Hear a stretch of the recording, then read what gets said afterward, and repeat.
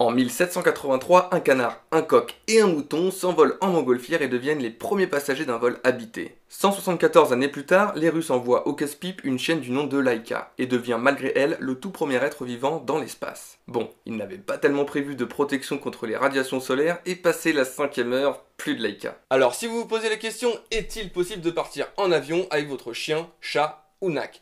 La réponse devrait être oui. Point barre, juste retour des choses. Mais ce n'est bien évidemment pas si simple, et nous avons décortiqué pour vous les infos utiles dans cet épisode consacré au transport de vos petites et grosses bestioles avec ou sans poils.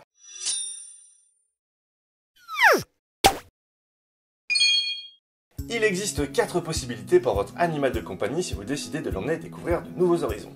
En cabine, dans la soute de l'avion, par fret ou nulle part qu'à refuser. Donc, oublions la 4e possibilité pour le moment. Donc bonne nouvelle, vous pouvez en effet partir en avion avec votre animal.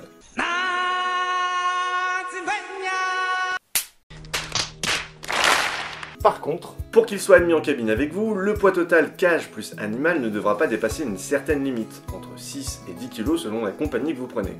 Au-delà, ce sera direction la soute. Et on va de suite stopper une idée bizarrement répandue. Non, votre animal ne risque pas de finir congelé. Au même titre que la cabine dans laquelle vous voyagez, la soute est également ventilée, pressurisée, et donc la température y est régulée. Pour la petite histoire, lors d'un vol d'Air Canada reliant Tel Aviv à Toronto, les pilotes ont pris la décision de se dérouter suite à un problème de régulation de température décelé en soute. Il est vrai qu'en général, même si la température descend en dessous de zéro en soute à cause d'une panne de ce type, il est possible de continuer jusqu'à destination car la sécurité du vol n'est pas compromise. Mais dans ce cas particulier, le commandant de bord a pris la décision de se poser le plus rapidement possible juste pour sauver un chien placé en soute où la température commençait à devenir insupportable, et donc potentiellement mortelle. Comment ça, juste pour sauver un chien? Les pilotes ont la responsabilité de toutes les vies à bord.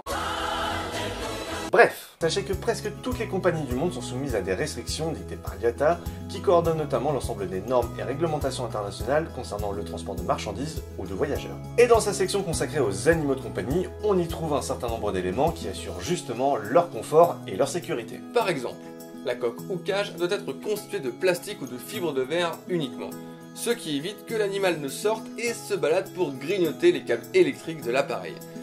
C'est déjà arrivé. Alors bien sûr, pas de roulette sur la cage, on se doute pourquoi. Il faut aussi qu'il puisse se tenir debout, se retourner, enfin bref, un peu faire sa vie quoi. Et c'est bien évidemment à vous d'acheter ou louer une cage qui correspond à ces critères, soit auprès de la compagnie ou directement dans des magasins spécialisés. Bon, par contre, renseignez-vous bien car dans le cas où la cage ne respecte pas ces normes, pas de voyage pour votre bestiole. L'IATA fixe également une autre règle. Si votre animal dont le poids combiné à celui de la cage dépasse les 75 kg, il ne pourra être transporté que par fret. Et vous vous demandez sûrement quelle est la différence entre le transport par fret et en soute. La différence est subtile et s'explique surtout au niveau du service proposé. Mais soyons clairs, dans les deux cas, votre animal voyagera dans un compartiment dédié et climatisé, assurant son confort. Par fret, toutes les personnes qui s'en occuperont auront suivi une formation spécifique leur permettant de manipuler les animaux. Vous serez également bien mieux accompagné pour toute la paperasse administrative, car on ne va pas se le cacher, ça peut être très galère suivant le pays de destination. Mais on y reviendra tout à l'heure. Dernière chose, votre animal ne voyagera pas forcément sur le même avion que le vôtre. En revanche, lors d'un voyage en soute, votre animal sera considéré comme excédent de bagages, au même titre qu'une paire de skis. Et les bagagistes qui s'en occuperont seront alors les mêmes que ceux qui acheminent vos valises vers l'avion. Souvenir, et pour ceux qui ne l'auraient pas vu, on vous met la petite fiche renvoyant à l'épisode sur les bagages. Bref, vous l'aurez compris, le poids est l'élément principal qui déterminera comment votre animal voyagera. Sachez que la plupart des compagnies limitent le nombre d'animaux par vol. C'est la loi du premier arrivé, premier servi. Donc, petit conseil, avant de réserver votre billet d'avion, prévenez la compagnie que vous comptez emmener votre animal et rappelez-leur 3 jours avant le départ. Bon, vous vous en doutez certainement, mais votre animal ne voyagera pas gratuitement. Et ce prix est plutôt variable, de l'ordre de 20 à plus de 200 € selon la compagnie, la destination et si votre animal voyage en cabine, en soute ou par fret. Passons maintenant aux animaux acceptés et ceux refusés, parce que toutes les espèces ne sont pas autorisées à prendre l'avion. Alors pour tout un tas de raisons, et on va en voir certaines, mais cela dépendra de la compagnie, mais également du pays d'arrivée. Voici quelques exemples. Avec Air France, les chiens et les chats sont autorisés, donc pas de problème. Chez EasyJet et Ryanair, aucun animal n'est admissible à l'exception des chiens d'assistance qui sont généralement acceptés par toutes les compagnies. C'est le cas également chez Qatar avec une exception supplémentaire, les faucons. Dernièrement, un prince saoudien a carrément payé une place pour chacun de ses 80 rapaces. Passons. Mis à part certaines exceptions, les chiens et chats restent les animaux les plus couramment admis. Mais attention, si on vous demande leur race, c'est également pour s'assurer que celle-ci ne fait pas partie des bras qui s'affolent. Vous savez, ces races avec une gueule aplatie, genre chat persan, pékinois, carlin, bulldog français et autres joyeusetés de ce genre, certaines compagnies les refusent, tout simplement parce qu'ils peuvent éprouver des difficultés respiratoires dues à leur physique particulier. Allez, file, oh les poils! Sont également interdits à bord, mais pour d'autres raisons, les chiens de première catégorie, genre pitbull, mais aussi les femelles en gestation et les petites boules de poils de moins de 8 semaines. En ce qui concerne les nacs, les nouveaux animaux de compagnie, genre souris, serpents ou encore migales... Putain mais quel trouillard celui-là! Bref, bon là c'est déjà un peu plus compliqué, et la plupart des nacs sont tout simplement interdits par les compagnies, voire même par le pays de destination, comme certains rongeurs qui peuvent y être considérés comme des nuisibles. Donc renseignez-vous bien sur la législation du pays de destination, et pourquoi pas directement auprès de l'ambassade, au moment où vous serez fixé. Avec le furet, le problème est ailleurs. Ces bestioles sont généralement interdites à bord à cause de déglandage intempestif.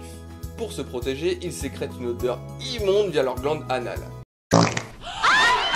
Pas possible. Quoi qu'il en soit, un trajet en avion n'est jamais bien agréable pour votre bait. Il est donc important de prendre quelques précautions et on a demandé un veto pour vous. Pour être admis à bord, votre cher compagnon devra avoir tous ses vaccins un jour. Tout chien au chat devra même être équipé d'une puce électronique et muni d'un passeport.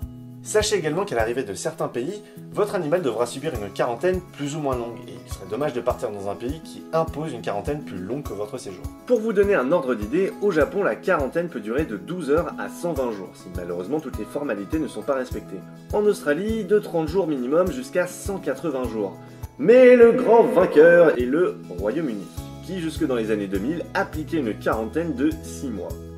Et bien sûr, comme d'hab, tout ça a un prix qui varie selon la destination. Bah oui, sinon c'est pas drôle. Prenons l'exemple de l'Australie. L'admission en quarantaine vous coûtera environ 9 €. 50 € pour l'examen vétérinaire, l'approbation des documents 21 €. À cela s'ajoute bien évidemment le transport de l'animal de l'aéroport au centre de quarantaine, compté 70 €. Et enfin les frais journaliers de séjour de l'animal, 10 € par jour environ. Soit un total pour 30 jours de quarantaine en Australie de 450 €. Ouh, ça pique les yeux quand même. Mais qu'est-ce qu'on ferait pas pour ces petites boules de poils? Merci d'avoir regardé cet épisode. S'il vous a plu, vous pouvez cliquer sur le pouce en l'air et nous donner vos impressions dans l'espace commentaire. Vous pouvez nous suivre sur Facebook, Twitter et bien évidemment sur YouTube en vous abonnant à la chaîne. Si vous en avez l'envie, vous pouvez également soutenir le projet sur Tipeee. On vous retrouve bientôt pour une prochaine vidéo et d'ici là, gardez la tête dans les nuages.